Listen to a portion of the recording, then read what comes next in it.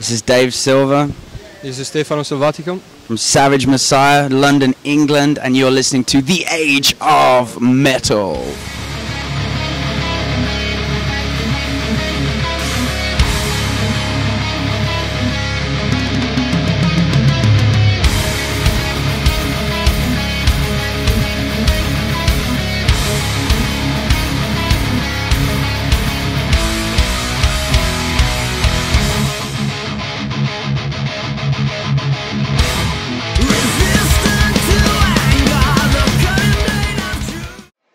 Hello everyone, this is Miguel with DH Metal, and I'm here outside at the Marriott at NAMM 2014 with none other than Dan from Dave from Savage Messiah, directly from the UK, and I'm sorry, Stefano.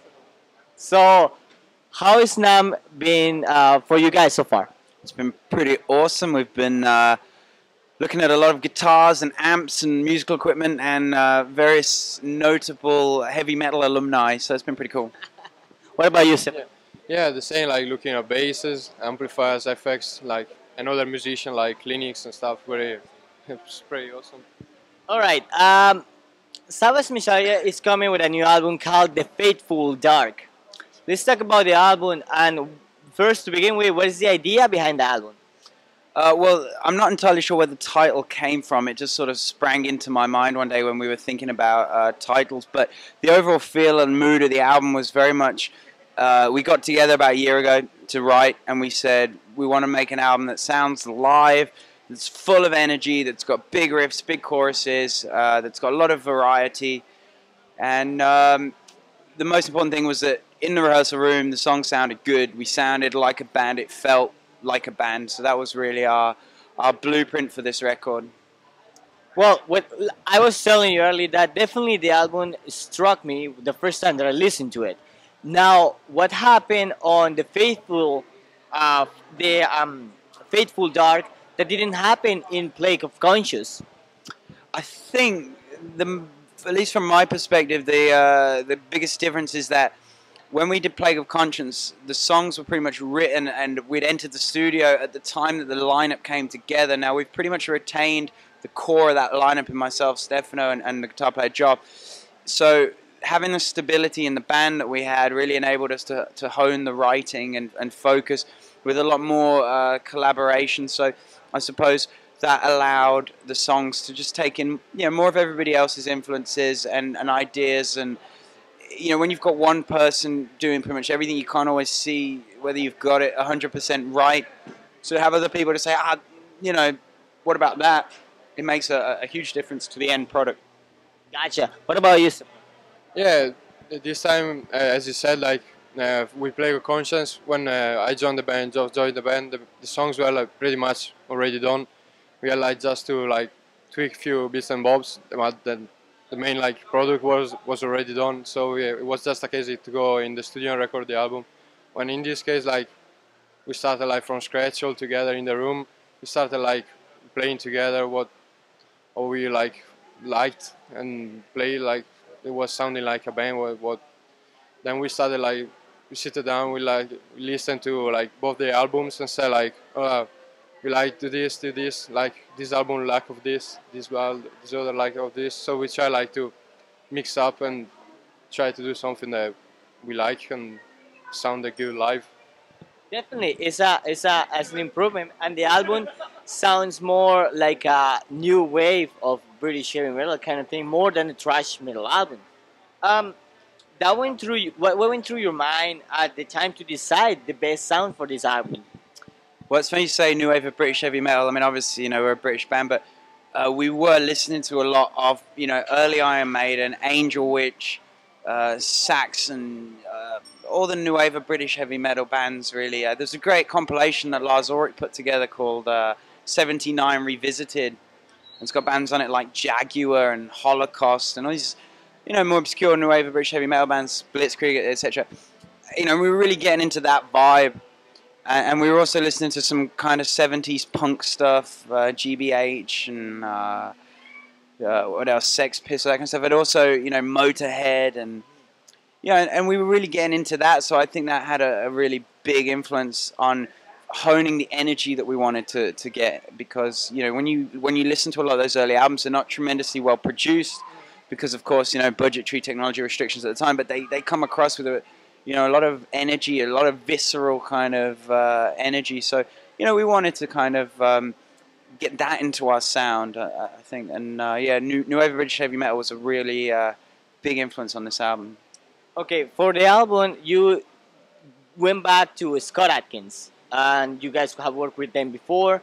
How was the experience of working with him again? What was different this time around? Well, Scott is always great. We consider Scott to be like a fifth member because he's very honest with the band. He's helped us to become very objective with our own material and our songwriting, which I think is the best thing a producer can do.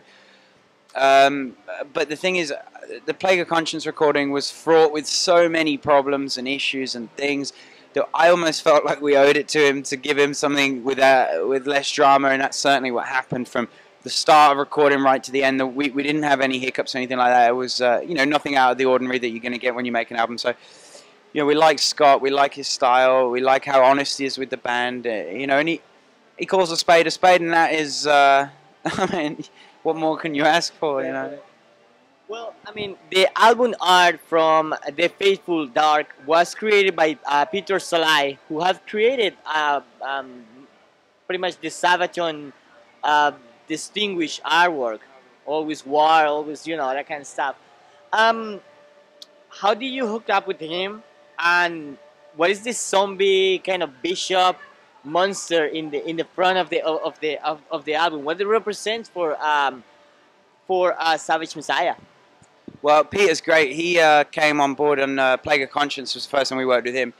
And again, we give him a lot of creative control. It's like literally, here's the album title, these are some themes, go crazy. And he, came up with a really cool cover again. We wanted to keep this character.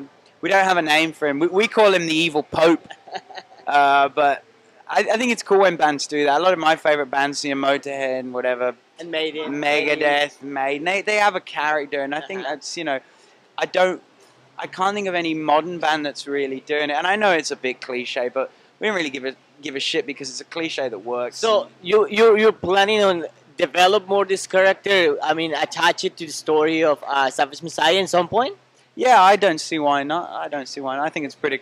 It's also on the new artwork as well, so we'll see in the future what comes with it. Gotcha. Well, last year you did a tour with Angelus Apatrida and Havoc in Europe, and from what I understand, it went totally nuts. It was crazy, and it's really good. Are there any plans to bring Savage Messiah to the United States to the trash crowds here? I mean, yeah, we would come to America tomorrow.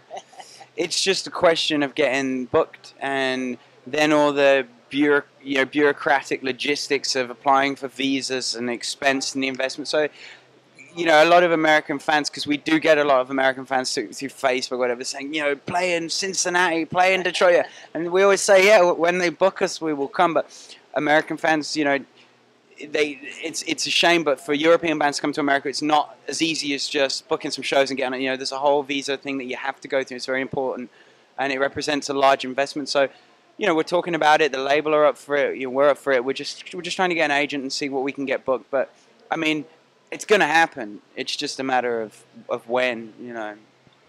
Yeah, just a matter of time. We're waiting. Now we got like a new record coming out March, and we will see the future what's gonna happen. Definitely, personally, we'll love to see some of the songs of the new album playing live, because that's definitely a destroyer album. Now, what is next for Savage Messiah after the release of the album? It's just to get as many shows as we can. I mean, as always, we're talking about lots of different tours that have come up that maybe we can do, and we'll see about that.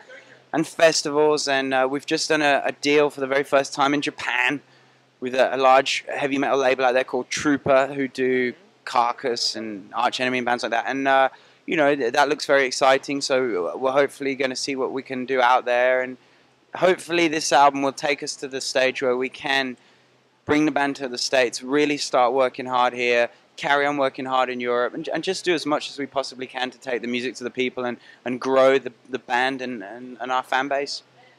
Definitely. Dave and Stefano, do you guys have any last words that you want to tell the audience of the Age of Metal and pretty much your fans out there about Savage Messiah? Well, thanks for checking us out, and hook up with us on Facebook, Savage Messiah Metal, and Twitter, and all the, if you just Google Savage Messiah, I'm sure you'll find us. And thanks for listening and checking us out, and we'll see you soon, and I hope you enjoy the new record. Yeah, thanks for checking us out. The album is gonna come out in the 18th of March here in the USA, March the 10th in Europe, and March the 12th in Japan. So whenever you wanna go and buy it, it's out there. That's the point. That the album will be out on Century Media Records in the USA on March 18th. So. Gotcha. Well, Dave and Stefano, thank you very much for taking the time here at NAMM. Hopefully, you guys have a great Saturday. There's a lot of stuff to check out. Still day and a half left of NAMM, and definitely, well, thank you very much. Looking forward for the album. Looking forward to see you guys on the stage soon. Thank you.